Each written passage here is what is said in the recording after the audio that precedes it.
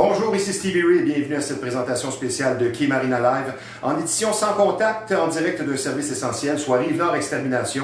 Et comme vous le savez, Quai Marina Live et Bâton Rouge Live sont des émissions qui vous proposent d'aller dans toutes les directions. Nous sommes disponibles sur Facebook, sur Quai Marina et Quai Marina Flashback. Beaucoup de sujets à l'ordre du jour aujourd'hui.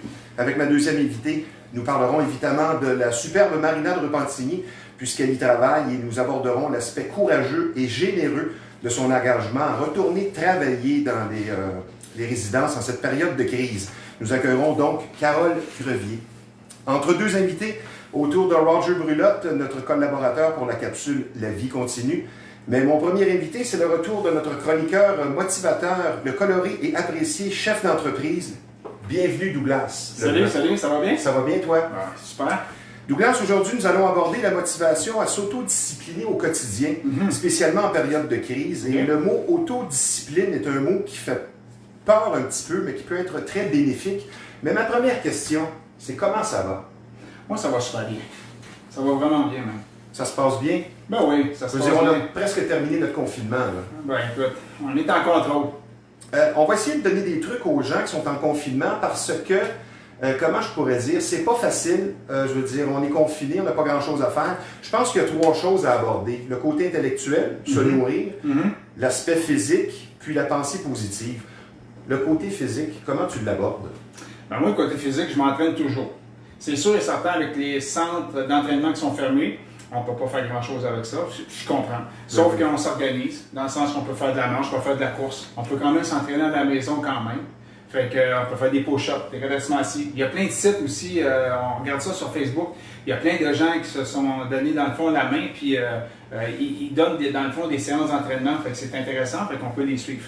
Moi, j'aime bien la phrase « si le physique est là, le reste suit ». Je pense qu'un minimum d'exercice, moi personnellement, j'ai ma théorie là-dessus. J'ai séparé, disons, à un moment donné, tu penses, tu es en confinement, il y a 24 heures dans une journée. Tu sépares ça en bloc de 6 heures. Et je pense que le bloc midi à 6, si tu peux le bien remplir physiquement, bouger, tu vas mieux dormir le soir. Ouais, c'est sûr et certain. C'est sûr que si tu fais attention à ta santé aussi, tu vas mieux dormir. Si tu ne bois pas trop de café, tu ne bois pas trop d'alcool, tu fais attention un peu dans le sens à ne pas trop consommer de certaines drogues. Si tu es loin de ça, c'est sûr et certain que ça aide au sommeil. Puis pour rester productif, il faut faire attention à ce terme-là, ça peut être péjoratif. Il y a l'exercice, oui, mais il y a l'attitude. Je veux dire, on peut tomber rapidement dans la paresse, puis c'est ça qui guette les gens en confinement. Qu'est-ce que tu me dirais, toi, comme proposition d'exercice, qu'est-ce que tu suggérais aux gens? Est-ce qu'il n'y a pas seulement la marche, disons? Mais moi, je te dirais, regarde, tu peux t'acheter un vélo, puis il y a des vélos pas chers. Je pense que, regarde... Stationnaire. Stationnaire, mais même tu peux aller en plein air aussi. Oui. Dans le sens, je pense qu'on ne nous empêche pas. On parle de distanciation sociale. Je pense que, regarde, aller faire du vélo, c'est une bonne chose. Aller faire du rollerblade aussi, il y a plein de trucs. C'est un vélo à la maison, stationnaire. Ben, encore là, tu peux t'entraîner. C'est sûr que ce qui guette les gens, c'est la paresse, mais je pense que aussi la pensée positive va t'aider dans tout ça. Puis le mot-clé, c'est focus sur le retour aux activités. Oui, c'est sûr et certain. Comme tu le vis présentement dans ton entreprise. Ben, c'est sûr que nous autres, on focus à partir du 11, on va être de retour. Je suis content. Je suis content pour plusieurs, pas juste pour nous autres, mais pour plusieurs aussi, parce qu'on parle que moralement, ça l'attaque même les enfants présentement. Je pense que ça l'attaque monsieur, madame, tout le monde aussi présentement. Je pense que le monde a hâte de faire un retour. Tu sais, on en a parlé dans d'autres entrevues. Je pense que c'est le temps de l'appliquer, la programmation du cerveau, pour ne pas tomber soit dans une paranoïa par rapport au corona ou dans une paresse. Qu'est-ce que tu me dirais sur l'aspect programmation du cerveau en période de confinement? Pour la pensée positive, disons. Moi, je suis un gars que je lis énormément. Un matin, il était 5h15, j'étais déjà debout, puis je regarde les nouvelles, puis je regarde un peu ce qui se passe. Pour ça, je suis au courant de certaines affaires aussi. Je m'imprègne pas de négatif, je m'imprègne beaucoup de positif. Ouais, ça, c'est très facile. Oui, parce que tu sais, dans les journaux, à la TV, on peut aller chercher beaucoup de positif, mais on peut aller chercher énormément de négatif. Moi, je suis un gars, je lis beaucoup, puis j'ai emmené quelques livres comme Go, c'est maintenant. Pourquoi Go, c'est maintenant? Oui, je peux le montrer. Puis les éditions, Performance Édition, c'est une de mes amies, Marie-Josée Blanchard. OK, puis Jean-François Tendresse. Elle a une entreprise d'édition, et puis une maison d'édition. Et puis aussi, oser avancer avec tout ce qu'on vit présentement, le pouvoir de choisir. Oui. Tu sais, moi, ce que je veux dire là-dedans, c'est que juste les titres parlent d'elles-mêmes. Dans le sens que si tu restes sur place, tu fais sur place, tu vis absolument rien, tu écoutes juste des mauvaises nouvelles, parce que tu n'as beaucoup de mauvaises nouvelles. Tu n'as des bonnes. Je ne dis pas que la radio, la TV, c'est pas des bonnes nouvelles. C'est pas juste des mauvaises nouvelles. Il y a des bonnes nouvelles. Mais souvent, si tu t'imprègnes pas de bons livres, tu ne tiens pas avec des gens super positifs, je dis bien super positifs, parce que tu vas tomber à un moment donné dans le négatif, puis c'est pas long à un moment donné que tu te déprimes à un moment donné avec ça. Je pense que penser positif, on pourrait prendre une autre expression qui est cultiver l'espoir. Puis là-dessus, je pense, et c'est ça ma question, jusqu'à quel point l'importance d'une spiritualité au quotidien, peu importe son nom, pour certains c'est Jésus, toi c'est Jésus, moi aussi, un autre c'est d'autres choses, mais jusqu'à quel point c'est important selon toi dans l'équation? Écoute, chacun a notre façon d'imaginer notre Dieu. Moi, pour moi, c'est Jésus. Je vais dans une église évangélique, ça fait tout près de 30 ans. Je suis pas... Le terme chrétien, je l'ai enlevé pour croyance pour moi. Moi, dans le fond, je suis un gars qui est croyant, pratiquant, si tu veux. Et puis, j'ai enlevé ça parce que j'ai été élevé catholique. Ce que je veux dire, c'est que si tu imprègnes ce qui est marqué dans la Bible, ce qui enseigne dans les églises, des paroles qu'il y a à travers la Bible, ça va transformer ta vie. Pourquoi? Parce que à travers la Bible, qui dit, admettons, de prendre soin de son prochain, parce qu'il y a des gens qui vont dire, je ne crois pas du tout à la Bible. C'est leur choix. Dans le sens que, moi je dis à quelqu'un, ouvre la Bible, c'est marqué dans les proverbes de avec qui te tenir, avec qui pas te tenir. C'est un livre de sagesse. Dans les psaumes, encore là, il y a beaucoup de trucs sur les avertissements. Il y a beaucoup de choses à aller chercher là-dedans, comme l'amour, être patient. Tu sais, il y a plein de trucs. Je pense que d'avoir une vie spirituelle, c'est intéressant. Mais pas juste ça. Juste de s'arrêter. Cadre aussi. Mais juste de s'arrêter puis de juste méditer. Parce que tu peux prier et dire 56 000 affaires. Ouais. Il y a bien des religions qui vont dire 56 000 affaires, mais des fois, il faut apprendre juste à prier, mais dans le fond, en silence. Tu n'as pas besoin de toujours parler puis de lire la Bible tout le temps. C'est le premier pas, je veux dire. Ben oui. Quand tu as fait le premier pas, le reste suivra. Enfin, peut-être un autre aspect aussi qui est important dans toute activité que nous allons entreprendre, spécialement en confinement. Il faut qu'il y ait du plaisir, comme dans l'entraînement. Si tu fais un entraînement trop difficile, tu n'as pas de plaisir. À long terme, je ne pense pas que tu vas avoir un grand succès. Il ne faut pas être trop sévère dans ces entreprises non plus. Il faut que ça reste plaisant. Peut-être du fun. Dans n'importe quoi que tu vas faire, que tu lis des livres, que tu pries, tu vas à l'église, que tu t'entraînes, peu importe ce que tu vas faire, il faut que tu le fasses et que tu aies du fun en même temps. Parce que si tu es tout le temps en train de vouloir performer, ben, tu vas t'écœurer à un moment donné, puis c'est redondant à un moment donné. Douglas, dans la deuxième portion de notre entrevue, avant de t'allumer sur des sujets comme le Corona, je vais parler de ton entreprise parce que quand on parle de fiabilité et d'expertise, vous le savez, c'est très difficile de nos jours de trouver de la bonne location de main-d'œuvre de construction, que ce soit menuisier ou autre. Que ce soit aussi un jour, une semaine, un mois ou une année, c'est satisfaction garantie aux habitations Douglas Leblanc. Le numéro de téléphone dans le 514, c'est le 996-0532, commercial ou autre. Douglas, c'est votre homme, les habitations du même nom. Maintenant, tu vis une période de transition en quelque sorte, tu reviens au travail. Dans les nouvelles règles, quelles sont les règles que tu contestes et quelles sont les règles que tu crois qu'elles sont là pour rester? Ben moi, que je conteste. Je ne rentre pas peut-être dans la contestation, mais plutôt, je me pose des questions. Il y avait un gars, à un moment donné, un des propriétaires, le propriétaire chez Relais Favori, il posait une question l'autre jour. Qu'est-ce que, tu sais, il y a des gens qui mettent des trucs comme sur Internet, ils vont dire, acheter québécois. Mais tu sais, lui, il avait répondu là-dessus quelque chose de super le fun, puis ça suit un peu sa pensée à ce bonhomme-là.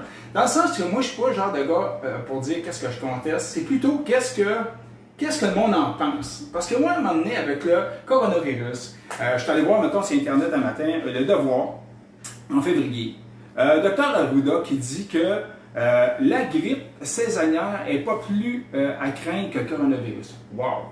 Moi, depuis le début, je me pose des questions. Je regarde le nombre de décès au Québec versus le nombre de population qu'on a. Je regarde, je suis allé dans les statistiques.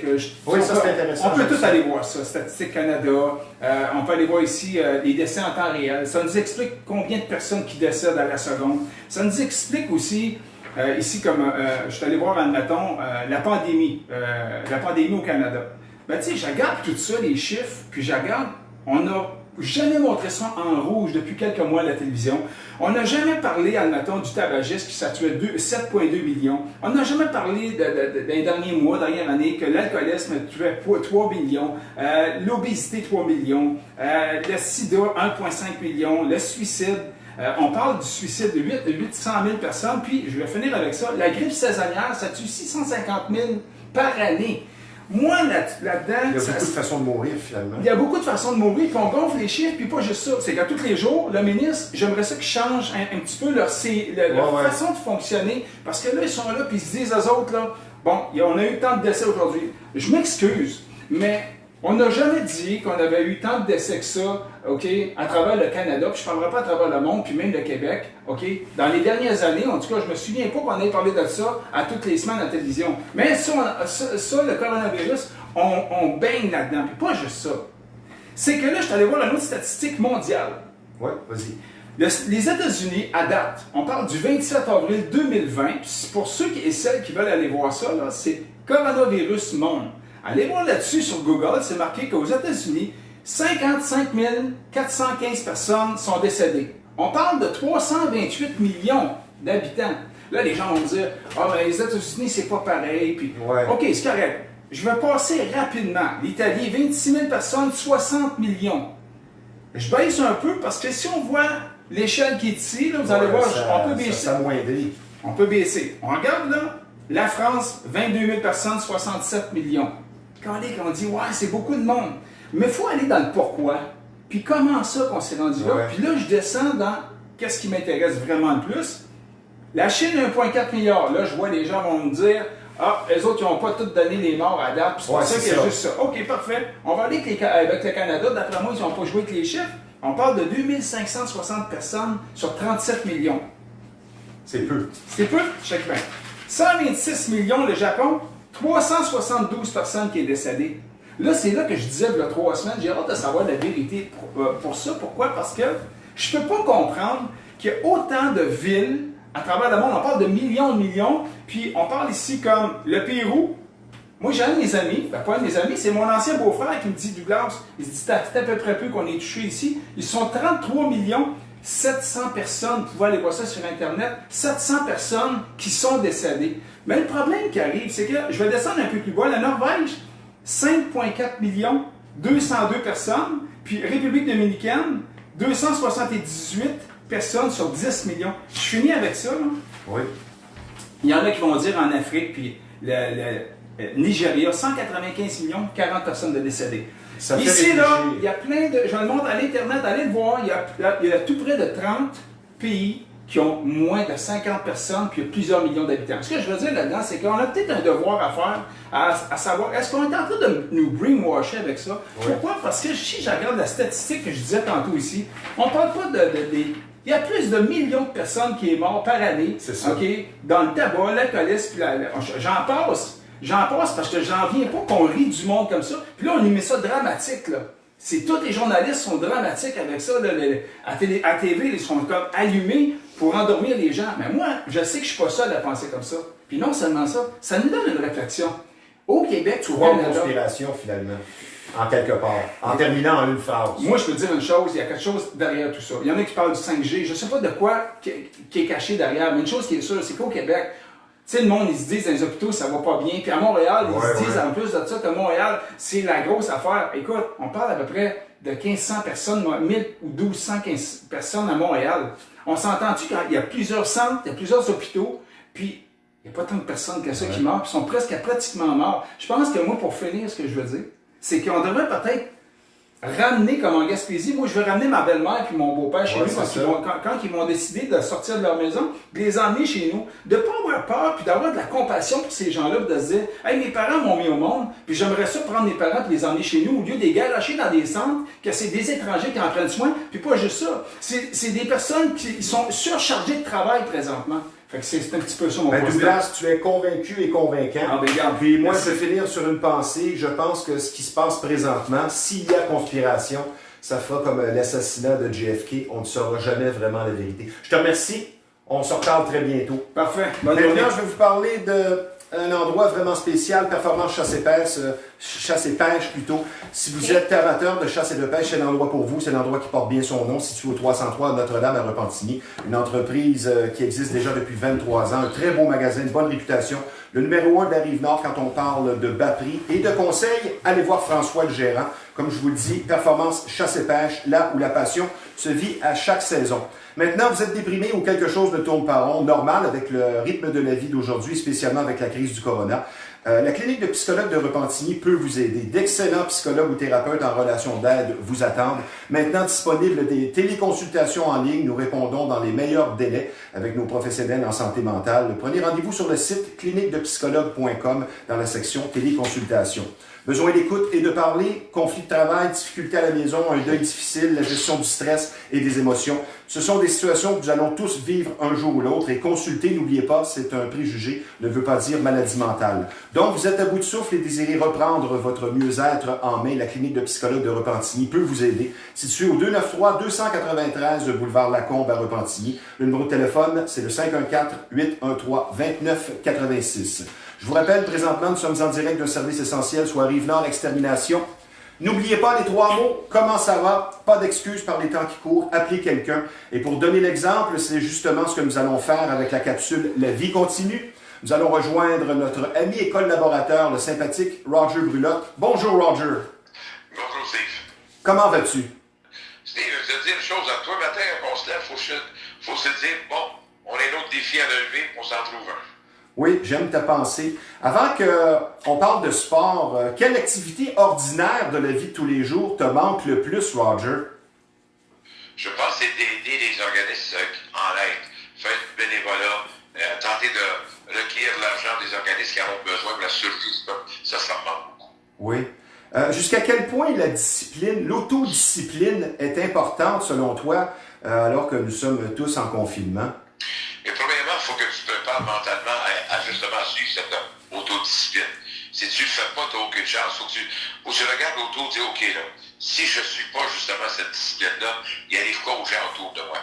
Et c'est dans cette situation-là qu'on doit penser, pas à nous personnellement, mais penser aux gens autour de nous et aux enfants des gens autour de nous. Ça, c'est encore plus important. Oui, c'est bien dit. Maintenant, on va parler de sport un peu, mon cher Roger. Il n'y a pas de scénario parfait, mais dans cette business qui génère 11 milliards US, qui représente le baseball. Es-tu d'accord avec une nouvelle façon de faire les choses où l'on va retrouver 3 divisions de 10 clubs, donc il n'y aura plus de Ligue américaine, Ligue nationale? Es-tu d'accord avec tout ça?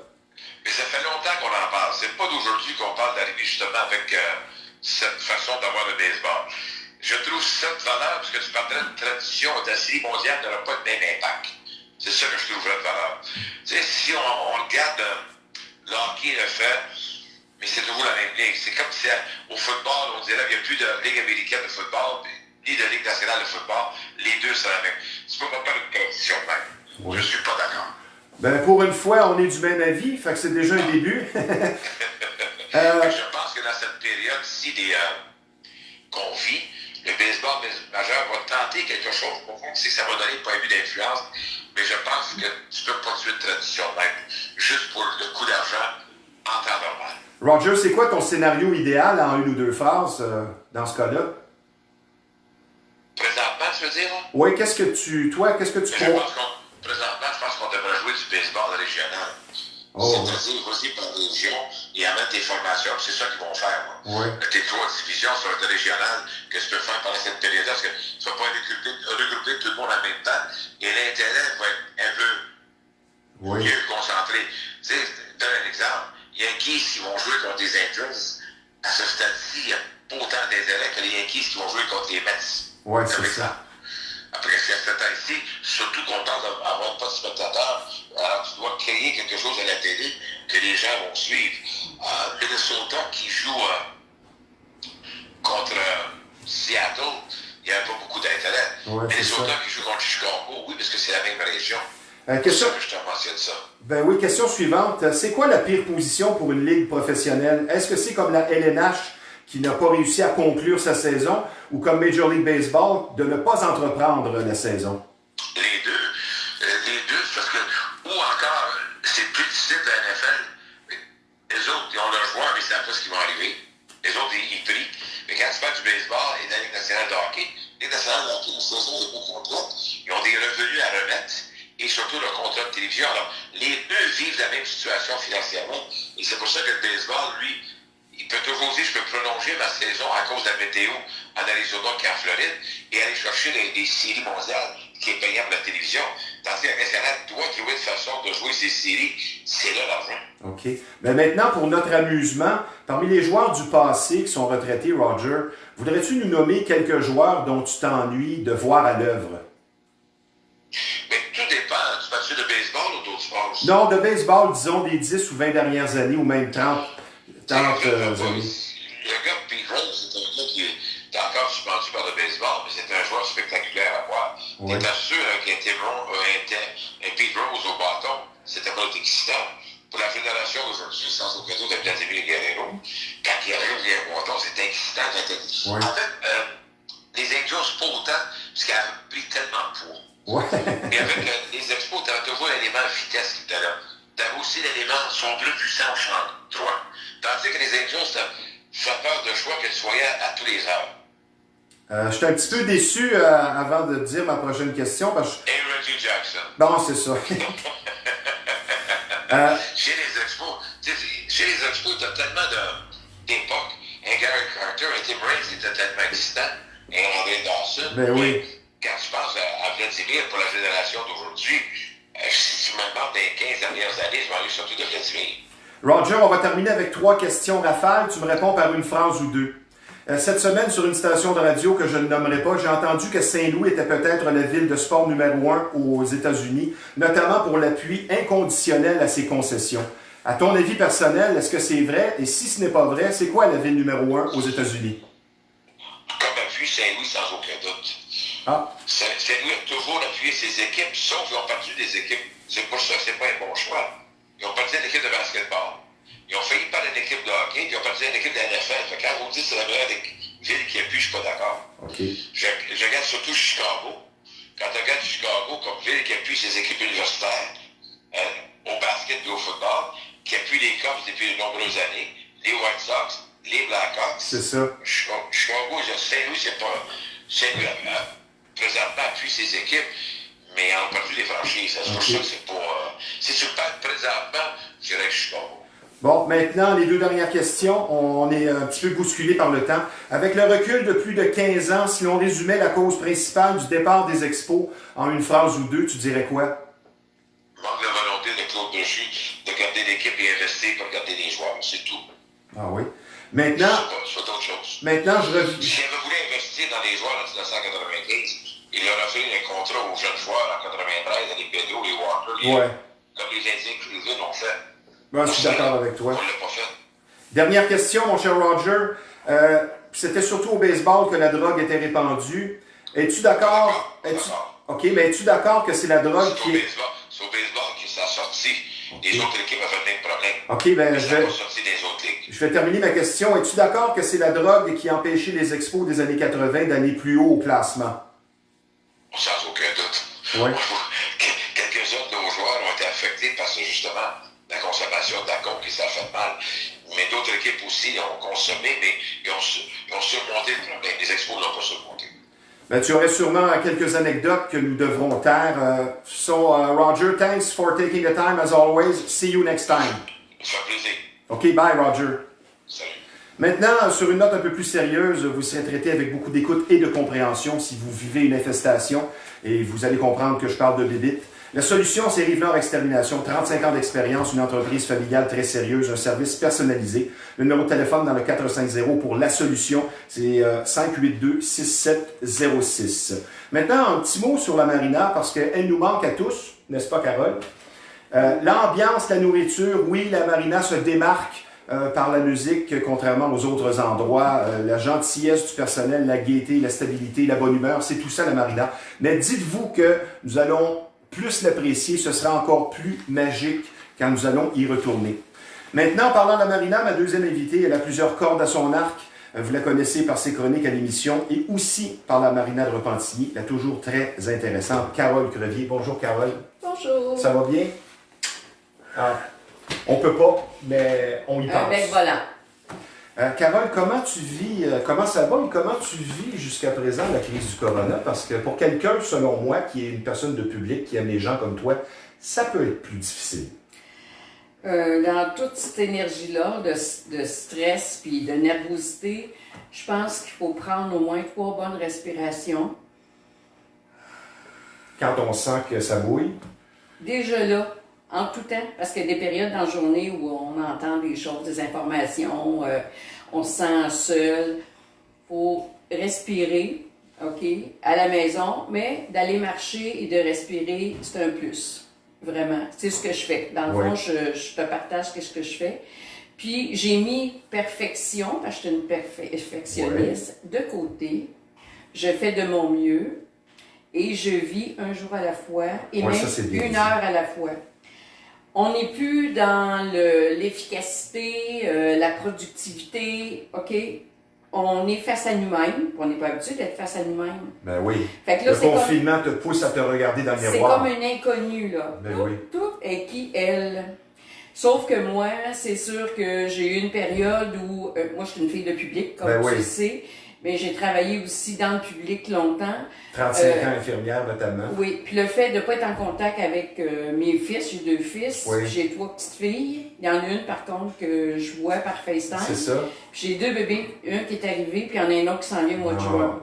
Ben, c'est le fun au moins, c'est ça, mais... C'est des contraintes, mais dans la vie, on a tout le temps des contraintes. Mais on est habitué, la vache grasse. On va dire ça de même. OK? Tout est plus facile ici. On n'est pas dans un pays où c'est contraignant, des problèmes financiers. On est bien. Les gens réalisent peut-être pour certains qu'ils sont gâtés. On s'aperçoit justement du revers de la médaille. OK? Carole, avant ma prochaine question, on va tasser la petite bouteille, la grosse bouteille d'eau. J'ai peur qu'elle soit devant toi à l'écran. Quelqu'un comme toi qui aime les gens, je pense que tu peux avoir une approche, une analyse de ce qui se passe peut-être bien intéressante. Le résultat du corona, est-ce que ça sera le rapprochement des gens, le retour à des valeurs traditionnelles, ou on va être tout simplement plus sauvage? Tu me parles, l'analyse, là, ce mot-là, on n'est pas là. On doit descendre au niveau du cœur. Tu sais, généralement, les gens, est-ce que tu penses que ils sont ça beaucoup va aller plus dans dans le bon l'analyse sens? parce que ça prend des résultats. Oui. Mais là, il y a trop d'inconnus pour qu'on puisse avoir une conclusion, avoir un résultat clair. Il y a trop d'inconnus. Fait que c'est comme à fur et à mesure que là, il y a telle affaire qui se passe, telle autre affaire qui se passe. Puis même en parlant des statistiques, tu peux leur faire dire tout ce que tu veux, les statistiques. OK? Mais, en quelque part... Bon, on a parlé de statistiques en masse aujourd'hui. Oui, mais il y en a, ils en parlent, ils partagent à tous les jours. Mais moi, je mets toujours un bémol par rapport aux statistiques. Comme là, il y a des problématiques dans les hôpitaux. Ben, à ce moment-là, c'est sûr, parce qu'il y a des cas de COVID qui ont été envoyés là. Puis comme il y a une proximité par rapport aux patients, 2 par chambre, ils peuvent pas. Puis les gens qui perdent de l'hôpital en soins prolongés, qui doivent aller dans des CHLD, ils sont pas en bonne forme, eux autres, là. Ils sont pas capables, là, de s'autosuffire. Fait qu'ils sont envoyés avec des soins médicaux de base. Des gens qui sont handicapés, des gens qui sont déments, des gens qui sont Alzheimer. C'est sûr que dans le CHLD, en enlevant les aidants familiales, naturels, ils pensaient protéger, mais ça a été l'inverse. Okay? C'est à cause de la détresse. Oui, il aurait été mieux de les laisser avec une protection, ces aidants-là, puis continuer. Il y aurait moins manqué de personnel pour aider ces gens-là. Mais là, on ne peut pas revenir en arrière. Là, il faut juste regarder qu'est-ce qui se passe. On apprend sur le terrain, finalement. Puis aussi, qu'est-ce qu'on peut faire? OK? Se questionner. Parce que l'être humain, il veut se rendre utile. Comment? C'est ça la grande question. Ça, c'est une réflexion qu'on doit avoir. Moi, je ne suis pas dans l'analyse, mais je suis dans les réflexions. J'aime mieux ça comme ça. Qu'est-ce que je peux faire? Mais là encore là, est-ce que je suis en bonne condition? OK, pour le faire. Est-ce que j'ai plus de sous qui rentrent? Je peux en donner. Est-ce que je peux aller aider au niveau des repas, partager, tout ça? Est-ce que je peux? Fait que là, moi, déjà là, j'ai eu des périodes où j'étais un peu sa déprime. Comme je te dis, le perfectionniste ne tient pas la route.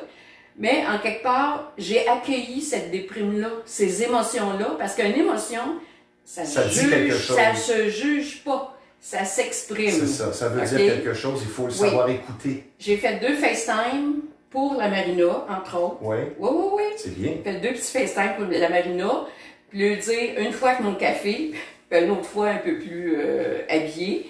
Puis je pense à vous, même si je suis pas en contact direct avec vous, je pense à vous, j'envoie plein d'amour, OK?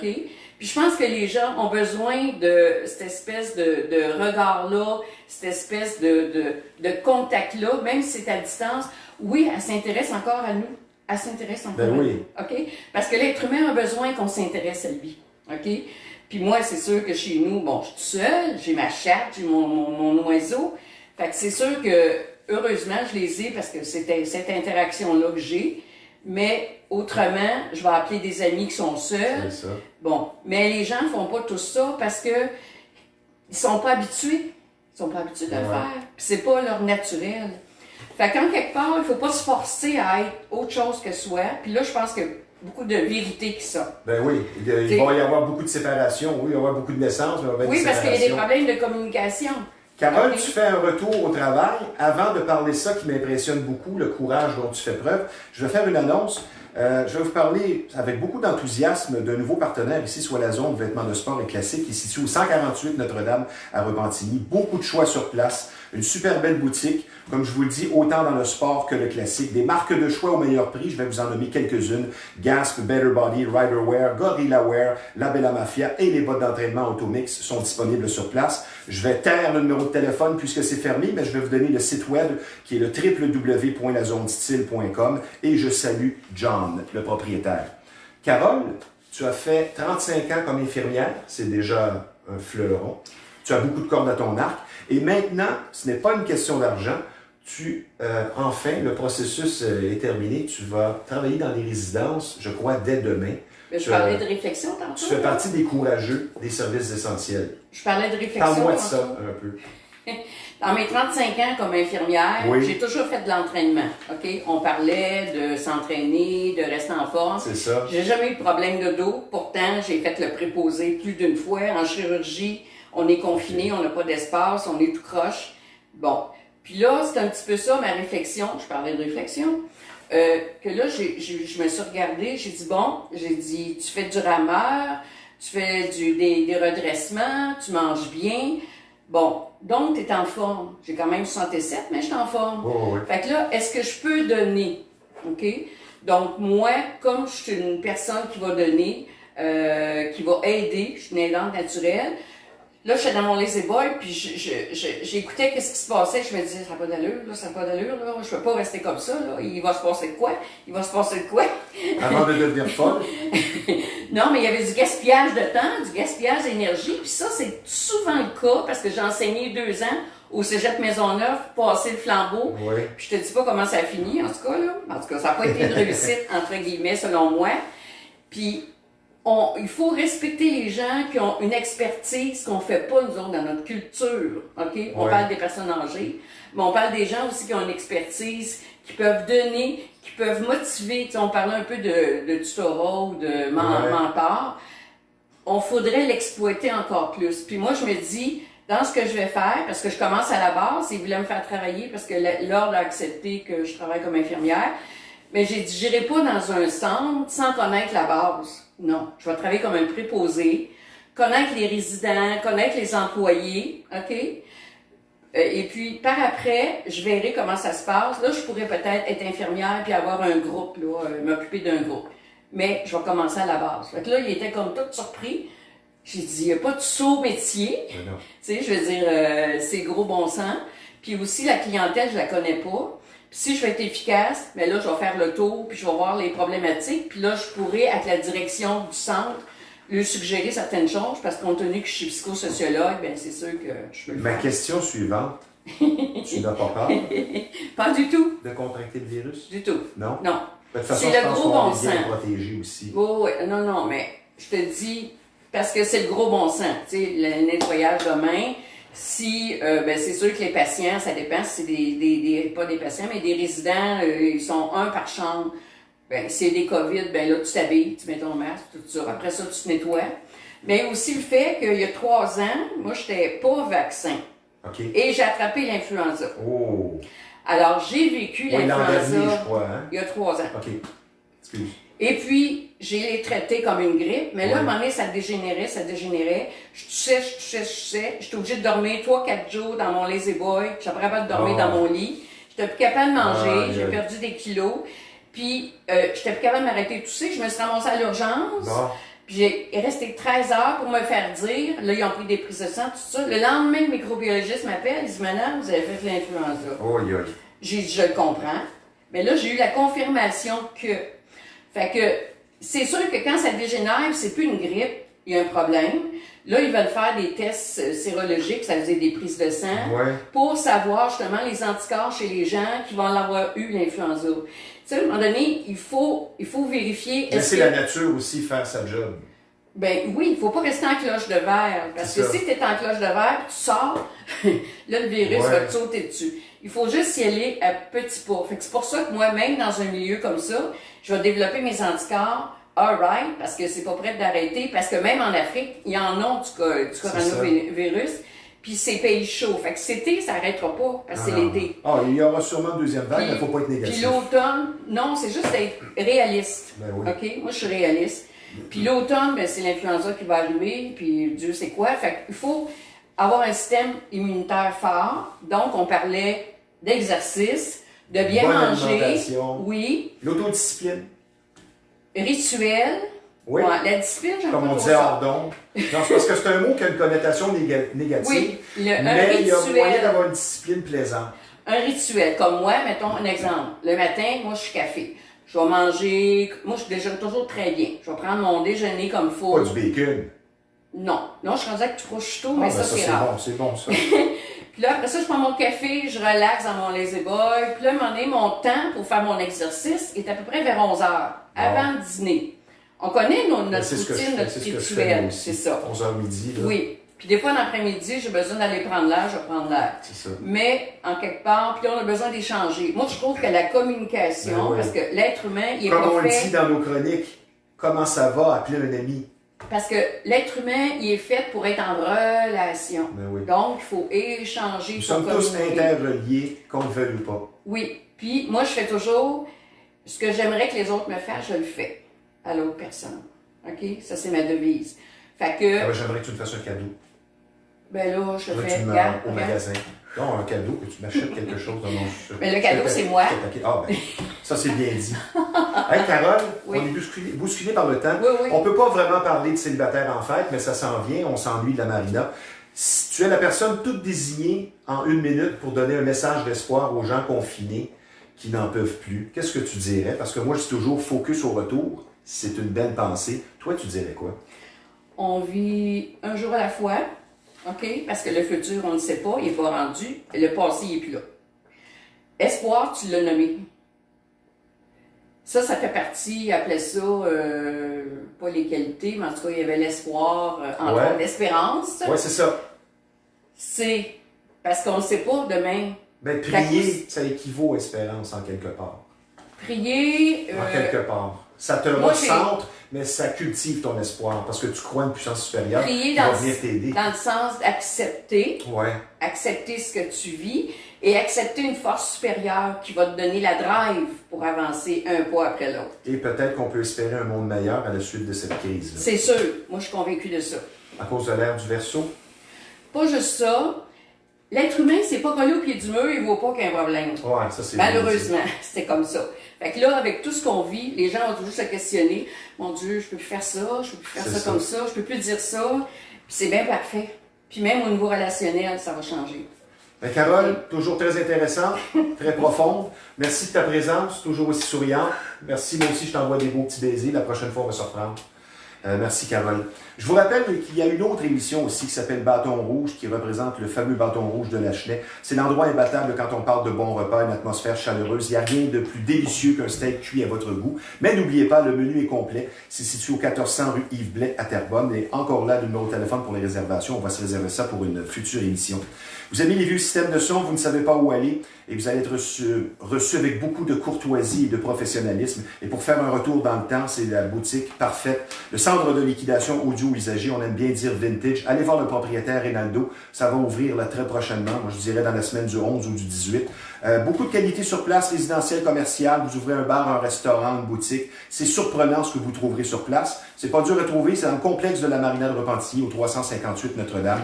Les réparations sont faites sur place. Le numéro de téléphone dans le 450, c'est le 654-6849.